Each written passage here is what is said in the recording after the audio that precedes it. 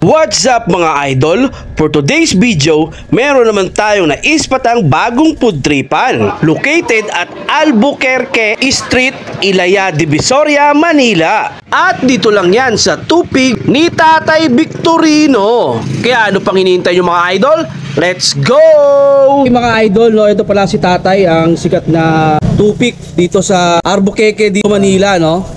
Tay, mga ilang taon na kayong nagtitinda ng tupik? Since nagsimula 2019, Isang araw tay, mga nakakailang tupik kaya kayo? 200 pieces. 200 pieces. Ito lang po yan sa pwesto ninyo o nilalako nyo po? Nasa 168 ako tuwing hapon. 168. Okay naman ang kitaan tay sa araw-araw. Okay naman. Pwede mo bang invite lahat ng nakatikim ng tupik mong masarap? In-invite ko po yung mga nakatingin sa tupig ko. Hanggang ngayon masarap pa rin. Hindi nagbabago ang panlasa.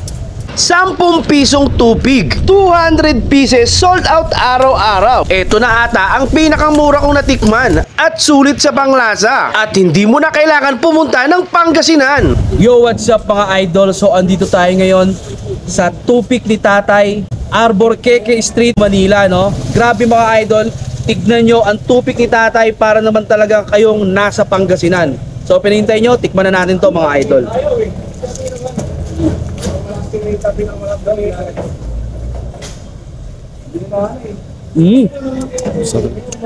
Grabe. Apakasolid nun mga idol. Medyo may init pa kasi bagong luto, no? Pero tignan nyo yung hibla ng mga buko sa loob. Solid na solid mga idol, oh. Sa halagang 10 piso mga idol, matitikman nyo na ang tubig ni Tatay. Ang sarap. Hello.